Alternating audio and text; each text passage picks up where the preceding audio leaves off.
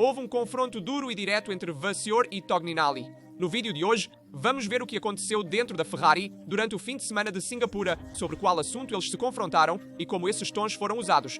Mas acima de tudo precisamos falar sobre Luca Colagiani, que é um nome que não soa novo, porque é um ex-Ferrari que vai diretamente para a McLaren e não é um caso isolado de membros que saem da Ferrari para outros times. Também precisamos falar sobre as palavras escritas por Lewis Hamilton nas redes sociais que contêm uma indireta para a Ferrari. E por fim, falamos sobre a Red Bull e a McLaren. Antes de começar, por favor, deixe um like de apoio e agora vamos ver tudo em detalhe. Era para ser o fim de semana para se relançar, aproveitar Singapura, pista historicamente difícil para a Mercedes, e consolidar o segundo lugar entre os construtores. Em vez disso, mais uma vez, a Ferrari retorna a Maranello com mais perguntas do que respostas. Charles Leclerc terminou apenas em sexto, Lewis Hamilton em oitavo, penalizado com 5 segundos. Mas por trás desses números há um quadro muito mais preocupante. Existem problemas nos freios, tensões internas e palavras que pesam. A SF25 começou com a ideia de atacar, mas o fim de semana degenerou desde os treinos livres. Após o treino livre 1, a equipe teve que intervir com modificações de emergência que mudaram o equilíbrio do carro, tornando-o imprevisível. Leclerc disse isso sem rodeios. O carro se tornou difícil de dirigir. Palavras que não agradaram a muitos no boxe. Hamilton foi mais diplomático. Falou de operações na pista que podem ser melhoradas e de um potencial que não foi expresso. Vasseur tentou ver o copo meio cheio, destacando que as diferenças em relação à McLaren não eram tão dramáticas. Mas o dado permanece. Mercedes e Red Bull tiveram mais velocidade pura e a Ferrari nunca deu a sensação de poder lutar pela vitória. E nos bastidores, a tensão explodiu. Segundo o Corriere dello Sport, após a qualificação, Frederic Vasseur teria tido um confronto acirrado com Mario Tognanelli, chefe da engenharia de pista. A questão, as escolhas técnicas e a comunicação interna. Há quem na equipe não suporte mais as críticas públicas de Leclerc, consideradas diretas e destabilizadoras. Mas do ponto de vista do piloto, após anos de promessas não cumpridas, a frustração é compreensível. Charles parece cada vez menos disposto a ser um escudo midiático para a equipe, pensa no futuro e não esconde isso. O verdadeiro sinal de alerta está aqui. Leclerc, que sempre declarou amor pela Ferrari, começa a pensar de maneira fria. Se o projeto 2026 não estiver à altura, ele pode considerar seriamente alternativas a partir de 2027. Em outras palavras, chega de sentimentalismo. A carreira é uma só e ele quer vencer o título mundial. E isso é um sinal pesado para uma equipe que aposta nele como homem franquia e não chega em um momento qualquer. A Ferrari, no meio da definição do projeto 2026, anda grande mudança regulatória. É necessária estabilidade. Mas hoje em Maranello parece haver tudo menos serenidade. E não é apenas uma corrida ruim. Singapura deixa cicatrizes, problemas técnicos, comunicação incoerente entre os pilotos e uma parede com divergências dentro da equipe. E acima de tudo, Leclerc envia uma mensagem clara. O tempo da paciência está acabando. Se 2026 não for um verdadeiro salto de qualidade, corremos o risco de ver um cenário impensável até alguns anos atrás. Charles Leclerc buscando outra equipe para perseguir o título mundial. E isso pode se tornar realidade. Mas como a Ferrari enfrentou a sexta-feira em Singapura, vamos ver em detalhe as modificações feitas na Ferrari SF25 que serviram de laboratório para testar algumas configurações que serão reutilizadas nas corridas seguintes e também para 2026. A Ferrari chegou a Singapura sem certezas e com a necessidade de se reinventar. A SF25 sempre sofreu nas curvas de baixa velocidade, especialmente quando é necessário um dianteiro incisivo e previsível. Marina Bay, com curvas lentas e tração delicada, era um campo de testes perfeito para ver se havia margem para recuperação. Desde o início, a sexta-feira se transformou em uma sessão de testes contínuos, mudanças de configuração, modificações na altura do solo e diferentes soluções aerodinâmicas. Leclerc falou abertamente sobre modificações forçadas, um sinal de que a equipe estava tentando descobrir um equilíbrio nunca encontrado durante todo o 2025. Um dos pontos-chave era a gestão da altura do solo. A SF25 funciona bem se puder se abaixar o máximo possível, mas Singapura obriga todos a manter mais margem para os solavancos e o asfalto irregular. A Ferrari tentou ir além, esperando que a nova repavimentação em algumas áreas permitisse mais agressividade. Mas o resultado foi um compromisso instável. O cerne da questão permanece no comportamento da SF25. Substerço na entrada e uma traseira difícil de gerenciar assim que se tenta corrigir. Para ter um dianteiro mais incisivo, Leclerc tentou uma asa menos carregada, mas a escolha não trouxe o benefício esperado. As retas de Singapura não são longas o suficiente para compensar e o equilíbrio permaneceu frágil. No final do Q3, Leclerc tentou de tudo, com uma configuração mais sobresterçante, para ter um carro que reagisse ao volante como ele prefere. É uma abordagem arriscada porque coloca a traseira em crise e aumenta a dificuldade de tração, mas quando não se tem confiança na dianteira, se torna quase obrigatório. Mesmo isso, no entanto, não resolveu os limites básicos. E surgiu outra dificuldade crónica da Ferrari, que é saber aproveitar os pneus macios. Em Singapura, o roteiro se repetiu. Pouca evolução entre Q1 e Q3, pneus que nunca atingem a faixa correta de temperatura e, portanto, não há um passo a mais quando realmente é necessário. A perda de temperatura nas paradas, como aconteceu desta vez, piora tudo e em um traçado onde ter aderência imediata é fundamental, cada detalhe se torna um fardo. O SF25 sofreu problemas de superaquecimento dos freios de forma ainda mais evidente que o habitual, também devido às entradas de ar menores em comparação com os adversários. E isso criou um desequilíbrio térmico entre os pneus, que então estendeu o problema da traseira para a frente. A verdade é que o SF25 continua a ser um monoposto com cobertor curto e se você ajusta a dianteira, perde a traseira. Mas se você tenta proteger os pneus, perde aderência. Se você busca mais estabilidade, aumenta o substerço. Adicionando problemas estruturais como freios delicados e dificuldade em aquecer os pneus, o resultado é um carro imprevisível e pouco evolutivo. Para Leclerc, isso significa mais uma oportunidade perdida e, acima de tudo, a confirmação de que a Ferrari 2025 não tem margem oculta a ser liberada com uma simples configuração. É necessário muito mais. Com vista para 2026, com um regulamento novo e uma equipe já sob pressão, o sinal que vem de Singapura é preocupante. Hoje falta não apenas velocidade, mas também uma direção técnica clara para encontrá-la. Singapura deveria ser o ponto de recuperação e se tornou mais um golpe que aprofunda a crise. Se 2026 não for realmente uma revolução, não só corre o risco de colapsar o projeto técnico, mas também a confiança de quem hoje lidera a equipe na pista. E para a Ferrari seria uma perda enorme, muito além dos pontos na classificação. E até mesmo a mensagem que Hamilton deixou nas redes sociais é alarmante porque destaca o estado de crise da Ferrari, mas também critica algumas discussões que ocorreram fora da pista. Hamilton contou como esses dias foram difíceis não apenas pelos resultados na pista, mas também pela perda de seu cão Roscoe, uma presença constante ao seu lado nos anos de glória na Mercedes e nos primeiros meses em Maranello. Deste luto surge uma reflexão mais profunda. Depois de uma semana difícil, é bom estar em casa, disse Hamilton. Tive tempo para refletir sobre minha trajetória desde Singapura e a principal emoção que sinto é gratidão.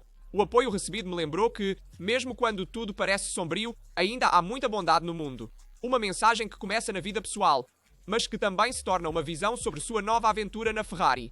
Porque se as manchetes da mídia falam apenas de erros, problemas e resultados decepcionantes, Hamilton olha para o que o público não vê, como a equipe reage quando as coisas dão errado. Estou olhando para os aspectos positivos na pista. A mídia conta apenas uma parte da história, aquela em que não acertamos as coisas ou não vão como gostaríamos. Mas o que eu me concentrei é na outra história. Como essa equipe reage quando as coisas vão mal, como nos levantamos e começamos de novo. Singapura, por mais decepcionante que tenha sido, foi para Hamilton um exemplo desse espírito. A estratégia correta, o ritmo crescente e depois os problemas nos freios que bloquearam qualquer recuperação. Mas a mensagem é clara. A equipe não se rendeu e ele também não. Em suma, Hamilton transformou um fim de semana decepcionante em uma mensagem de coesão e esperança. Não apaga os problemas técnicos e as deficiências do SF25 que analisamos antes, mas reafirma que esta Ferrari não deve desistir. Se o percurso é longo e difícil, são necessárias figuras que mantenham a equipe e os fãs juntos. Nesse sentido, a voz de Lewis Hamilton se torna um ponto de referência. A partir daqui, recomeçamos. E atenção que há uma mudança dentro da McLaren. Chega uma figura que é um ex-Ferrari que se tornará diretor de comunicação na McLaren. Vamos conferir juntos. Em 8 de outubro, por ocasião do Grande Prémio dos Estados Unidos em Austin, Kulajani se tornará o novo diretor de comunicação da McLaren, substituindo Sophie Ogg, que deixou o cargo após poucos meses por motivos pessoais e logísticos. Para quem acompanha a Fórmula 1 há muito tempo, Luca Kulajani é uma cara nova. Ele esteve na Ferrari de 1992 a 2014. Foi o porta-voz da era Schumacher, gerindo a comunicação nos períodos mais vitoriosos da história recente da Ferrari. Após uma passagem pela Marussia e uma experiência com a Federação e com a Liberty Media na gestão da comunicação da Fórmula 1, ele voltou brevemente a Maranello em 2020 como consultor. Nos últimos anos, ele trabalhou na Fórmula E, na Federação Italiana de Ténis e desde 2023 ocupava o cargo de consultor de relações com a mídia de Motorsport na Pirelli, onde cuidava da comunicação relacionada aos pneus e às relações com as equipes. A chegada de Kulajani não é apenas uma mudança de cargo, mas um sinal de continuidade estratégica para a McLaren. Andrea Stella conhece bem o valor de uma comunicação forte e unificada, especialmente em um momento em que a equipe está tentando se consolidar como rival direta da Red Bull e da Mercedes. Ter uma figura experiente como Kulajani na McLaren significa trazer para Woking um histórico de relações construídas em mais de 30 anos de Fórmula 1 e um know-how adquirido nas temporadas mais quentes da Ferrari, quando a pressão da mídia era máxima. era no máximo. A McLaren de Andrea Stella quer crescer não apenas na pista, mas também fora dela. Há uma época em que a imagem e a narrativa são parte fundamental da força de uma equipe. Ter um profissional que sabe lidar com momentos de pressão, crise e grandes sucessos pode fazer a diferença. Após uma temporada em que a McLaren mostrou progressos técnicos notáveis, o próximo passo é fortalecer a estrutura interna, também a nível gerencial e comunicativo. Trazer a bordo um homem que viveu a era Schumacher é uma mensagem clara. Esta equipe quer pensar como uma equipe de elite. O retorno de Luca Colaiani ao coração operacional de uma equipe de topo fecha um círculo e abre novas perspectivas. A McLaren demonstra querer crescer com figuras sólidas e com memória histórica da Fórmula 1 sem improvisações. Para Andrea Stella, é um reforço precioso para dar ainda mais credibilidade e estabilidade a um projeto que visa retornar definitivamente entre os grandes. E este é um ponto fundamental para a McLaren, porque sim, atualmente é uma equipe de elite, mas precisa se estruturar para se tornar forte também a nível comunicativo. Por isso, Andrea Stella está selecionando figuras ex-Ferrari, que conhece bem para fortalecer o ambiente dentro do walking na McLaren e crescer não apenas como equipe de elite na pista, mas também fora dela, para não cometer o erro que outras equipes fizeram no passado de gerir bem a parte da pista, mas mal a parte das comunicações. Mas vamos ver o que aconteceu com a própria McLaren em Singapura, porque não dominou como previam as previsões. Com o GP de Singapura, são 3 corridas seguidas sem vitórias para a McLaren MCL 39, um monoposto que apenas algumas semanas atrás parecia ter uma vantagem técnica sólida. Em Marina Bay, onde a Red Bull era teoricamente menos favorita, esperava-se um retorno à vitória para Norris e Piastri, mas a McLaren não capitalizou. Porquê? O problema é mais complexo do que uma simples interrupção no desenvolvimento. A McLaren em Singapura tinha um ritmo de corrida notável, provavelmente o melhor de todos, mas o resultado final foi comprometido pela qualificação. Norris e Piastri não largaram na frente e em um traçado como Marina Bay, isso significa ficar preso, apesar de um ritmo superior.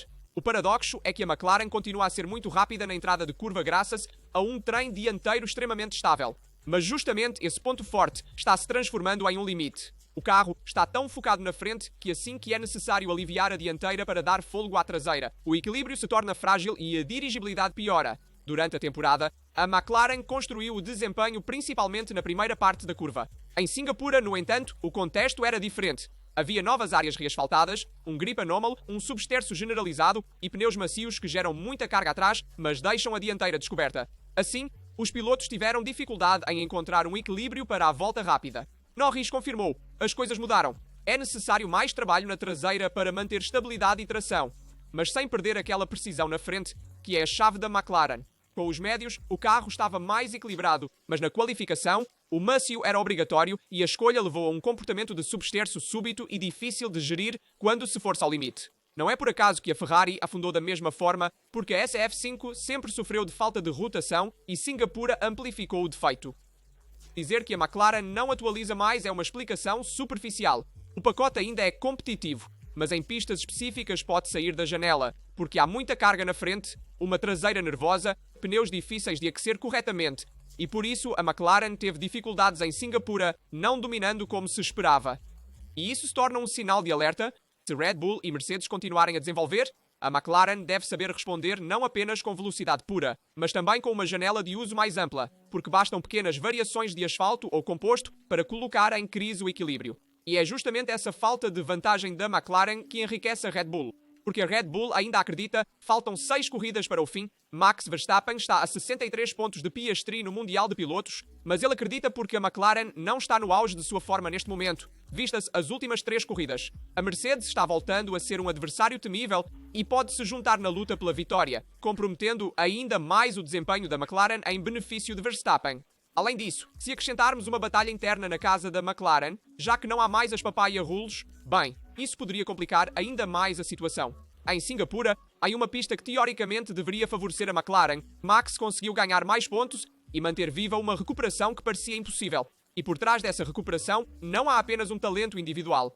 Em Milton Keynes, foi tomada uma decisão corajosa. A Red Bull continua a desenvolver o RB21, o monoposto deste ano, em vez de concentrar toda a energia no projeto de 2026. Uma escolha que à primeira vista pode parecer um risco.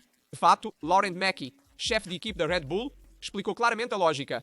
Sim, o regulamento técnico de 2026 irá revolucionar os carros e investir no RB21 significa retirar recursos de um projeto futuro que será completamente novo. Mas para a Red Bull, é fundamental chegar à mudança regulatória com ferramentas e processos de desenvolvimento já testados e funcionando ao máximo. Não se trata apenas de dar ao Max um carro melhor para perseguir um título que, realisticamente, é complicado. Trata-se de validar cada escolha técnica e metodológica para entender se o túnel de vento, os modelos CFD e as novas ferramentas de análise estão produzindo o nível de desempenho previsto. Se hoje uma atualização funciona na pista, a equipe ganha confiança para projetar o próximo carro. Mackie explicou isso com clareza. É importante que com o carro deste ano verifiquemos que nossa forma de analisar os dados e desenvolver realmente funcione. Assim, quando formos construir o Red Bull RB22, o monoposto de que teremos total controle sobre nossas ferramentas e poderemos pressionar ao máximo. Obviamente, isso tem um custo. Cada hora gasta no RB21 é uma hora a menos no carro que terá que enfrentar as novas regras. Há ainda outro aspecto. Dar a Verstappen um carro que melhora até o final mantém a motivação alta e reduz o risco de descontentamento interno. Enquanto a McLaren decidiu parar os desenvolvimentos e a Mercedes concentrou grande parte das energias na próxima geração, a Red Bull continua a pressionar. No entanto, o risco de perder tempo para 2026 existe. Mas para a Red Bull, a alternativa seria chegar despreparada para o próximo ciclo técnico. Portanto, essas atualizações da Red Bull servem não apenas para manter Max na disputa pelo título, mas também para construir bases sólidas para o futuro. É uma aposta de alto risco, mas também é a filosofia que tornou essa equipe dominante nesta era recente. Deixem-me saber a sua opinião sobre todos os temas que discutimos no vídeo, desde a discussão entre Vasseur e Togninali, a chegada de Colageni na McLaren, a falta de domínio da McLaren e a contínua atualização da Red Bull. Estou curioso para ler e responder a todos os seus comentários. Como sempre, lembro que deixem um like, se inscrevam e ativem as notificações para não perderem nenhum vídeo no canal. Aqui do Rasta é tudo. Nos vemos em um próximo vídeo.